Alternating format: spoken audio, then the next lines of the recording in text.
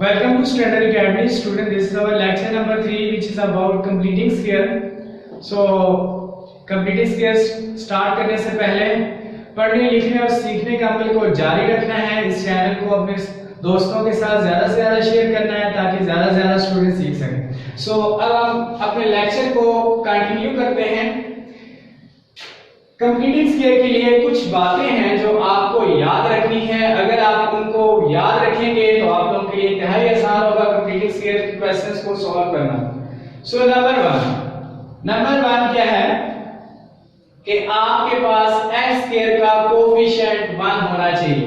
ये हमारे पास कोफिशिएंट है, यहाँ पे कोफिशिएंट 7 है, तो इस कोफिशिएंट को 1 होना चाहिए। या आप सबसे पहले इस कांस्टेंट टर्म को दूसरी साइड पे शिफ्ट करें, जैसे आपकी मर्जी है, दोनों काम कर सकते हैं, या आप कांस्टेंट को शिफ्ट करें या कोफिशिएंट को 1 करें। सो सबसे पहले हम कोफिशिएंट को 1 किया करेंगे। सबसे पहले कोफिशिएंट को 1 करेंगे। नंबर 1 पॉइंट कि आपने x स्क्वायर का कोफिशिएंट, x स्क्वायर कोफिशिएंट यहां पे शॉर्टकट लिख रहा हूं, सो आपने इससे याद रखना है। सो x स्क्वायर कोफिशिएंट्स मीन कि आपने इसको 1 रखना है। सो अगर मैं u लिखूं x square plus 2x minus 1 which is equal to 0। So coefficient को 1 करने के लिए आपने क्या करना है, इधर अगर कोई टर्म मल्टीप्लाई हो रही है तो आपने सारे को डिवाइड करना है, और अगर मल्टीप्लाई के बजाय डिवाइड हो रही है तो पूरी इक्वेशन से उसको मल्टीप्लाई कर देना है। यहाँ पे 7x के साथ मल्टीप्लाई हो रहा है, सो हमें पूरी इक्वेशन को 7 से डिवाइड करना है। डिवाइडिंग होल इक्वेशन विद 7 के साथ बेटा सबको डिवाइड करना है आप लोगों ने। 7x square divided by 7 and then plus 2 over 7x and then minus 1 over 7 which is equal to 0। 7 के साथ कैंसिल आउट हो जाएगा, सो हमारे पास x square plus 2 over 7 minus 1 by 7, ये फर्स्ट स्टेप था। अब सेकंड स्टेप में आप लोगों ने कांस्टेंट टर्म को शिफ्ट करना है। सेकंड क्या है, शिफ्ट कांस्टेंट टर्म को शिफ्ट करना है। तो कांस्टेंट यहां क्या है जिसके साथ x नहीं है, सो हमारे पास कांस्टेंट है 1 by 7, so x square plus 2 by 7x which is equal to 1 over 7। यहां पे माइनस थी, दूसरे साइड पे जाके प्लस होगी। तीसरा स्टेप क्या होगा आप लोग, तीसरा स्टेप ये है कि इसका हाफ का x simple x linear term x square यानी x के टर्म का हाफ का स्क्वायर दोनों साइड पे ऐड करना है। सो हाफ स्क्वायर, तीसरा स्टेप है half of coefficient of x added और बोथ साइड। आपने x के कोफिशिएंट का हाफ दोनों साइड पे ऐड करना है। सो यहाँ पे हमारे पास हाफ का स्क्वायर क्या बनेगा, ऑलवेज आपने 1/2 से इस टर्म को मल्टीप्लाई करना है। सो मैं 1/2 into 7 2/7 ऐसे लिख लूं, इसका square which is equal to, ये 2 से कैंसिल हो गया है, सो इसको हम लिख सकते हैं 1/7 होल स्क्वायर। सो जो सिंपलीफाइड फॉर्म है वो हमें ऐड करनी है। सिंपलीफाइड फॉर्म बेटा यहाँ पे 1/7 होल स्क्वायर है, सो हम इसको ऐड करेंगे। हमारे पास बनेगा x स्क्वायर प्लस 2/7x, और हाफ का स्क्वायर राइट में भी लेफ्ट में भी दोनों पे ऐड करना है। So 1/7 whole square which is equal to 1/7 plus 1/7 whole square. यहां देखें ये 1/7 ये 1/7 दोनों साइड पे मैंने ऐड कर दिया है। अब यहां पे आपके पास ये कंप्लीट इक्वेशन है जो एक स्क्वायर बनता है first term plus 2 into first term into second term. आप इसको क्लोज करेंगे तो ऐसे ये पैसे में सिंपलीफाई 2 इनटू फर्स्ट टर्म क्या है x, and then second term 1/7 plus second term square and then 1/7 whole square. अगर इसको सिंपलीफाई करूंगा 1 प्लस 1/7 स्क्वायर, सो 1 का स्क्वायर और 7 का square which is equal to x plus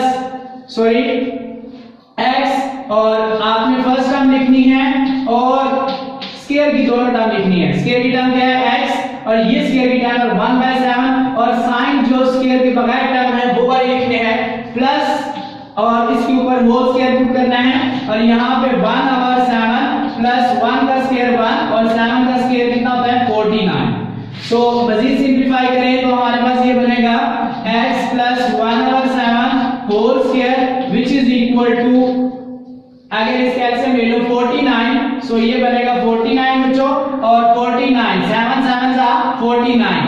so 7 को 7 टाइम मल्टीप्लाई करें या 49 को 7 से डिवाइड करें 7 तो 7 को 1 से करेंगे 7 1 सा 7 प्लस 1 49 1 सा 49 एंड देन आपके पास x plus 1/7 whole square which is equal to 8/49।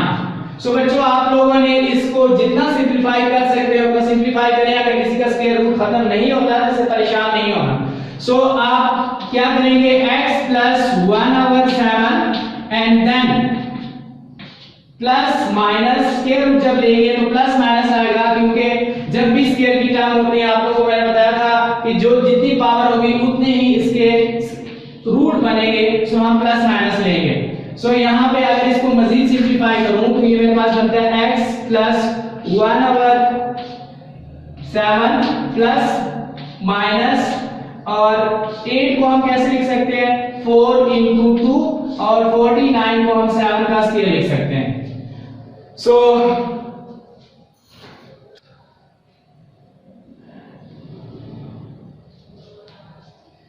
अब हम 4 को भी 2 का स्क्वायर लिख सकते हैं। So this term x plus 1/7 which is equal to plus minus 4 2 का स्क्वायर बेटा तो 2 और 7 का स्क्वायर।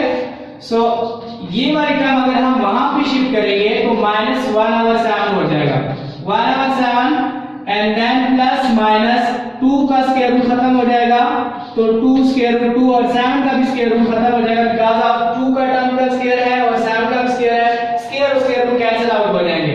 अब यहां से आप एलसीएम ले लें। सो माइनस 1/7 प्लस माइनस अगर एलसीएम लूंगा तो हमारे पास 7 एलसीएम आ जाएगा which is equal to plus minus 2 under root 2। So हमारे पास रिक्वायर्ड आंसर आ गया x is equal to -1 plus minus 2 square root 2 divided by 7. This is the required answer.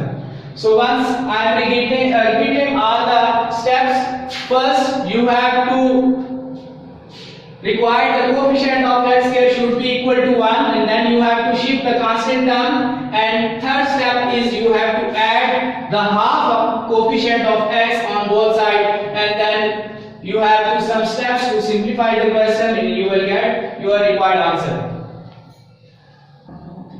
So student question number 2 ax square plus 4x minus a which is equal to 0.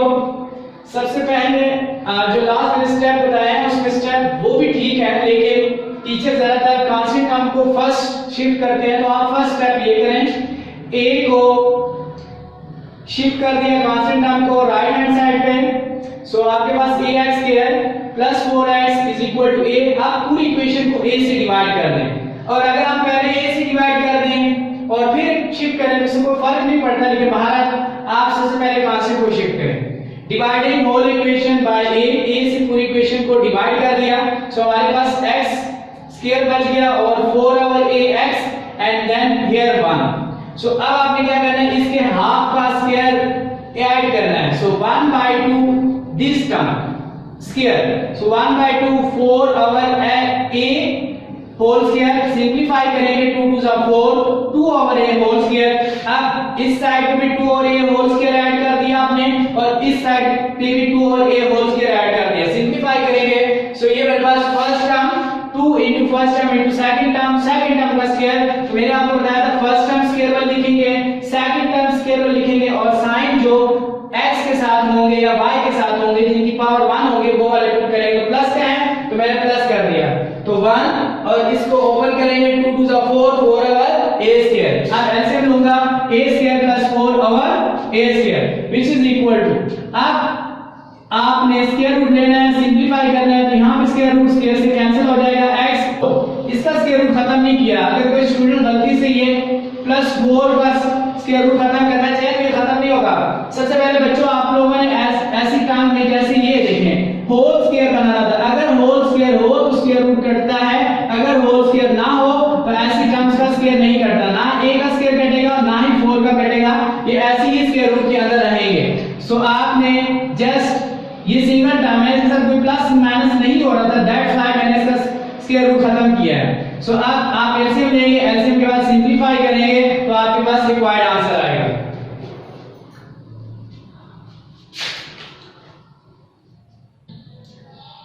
Student question number 4, ln square plus mx plus m। और अगर आप घर में ये activity करें, l को a से replace करें, m को b से रिप्लेस करें और n को c से रिप्लेस करें, तो जो हम नेक्स्ट एक्सरसाइज करेंगे क्वाड्रेटिक फार्मूला का, तो आप घर में ये फार्मूला प्रूव कर सकते हैं। सो आप लोगों के लिए एक्टिविटी है कि आपको घर में बैठ के ये एक्टिविटी करें और इसको सॉल्व आउट करें। उसके बाद व्हाट्सएप नंबर आपके पास मौजूद है, उस पर आप मुझे सेंड करें। So ln square plus mx is equal to minus m, constant term को शिफ्ट कर दिया मैंने यहाँ पे, और फिर उसके बाद डिवाइड करना है। मैंने कहा था x स्क्वायर का कोएफिशिएंट 1 होना चाहिए, तो l से पूरी इक्वेशन को डिवाइड कर दिया। सो हमारे पास सिंपलीफाइड बनी x स्क्वायर प्लस m और l x which is equal to n और l। So adding half of x coefficient, इसका हाफ कोएफिशिएंट सिंपलीफाई करके ऐड किया मैंने दोनों साइड पे। सो हाफ बनता है m over 2l, 1 multiply by m, 2 multiply by l 2l। सो ये ऐड हो गया, इसका स्क्वायर दोनों साइड पे ऐड किया, तो यहाँ पे एक कंप्लीट फार्मूला बन गया x स्क्वायर प्लस यहाँ पे plus m over 2l whole square, और यहाँ पे आप m स्क्वायर 2 का स्क्वायर 4 और l का स्क्वायर l स्क्वायर। तो हमारे पास ये सिंपलीफाइड फॉर्म बनी है। अब एलसीएम लेंगे 4l स्क्वायर, अब 4l से कैंसिल हो गया तो 4l लाएंगे, 4l को n से मल्टीप्लाई करेंगे 4nl plus m square. So आपके पास m स्क्वायर अरेंज करेंगे m square minus 4nl divided by 4l square. So यहाँ पे हमारे पास कंप्लीट स्क्वायर है।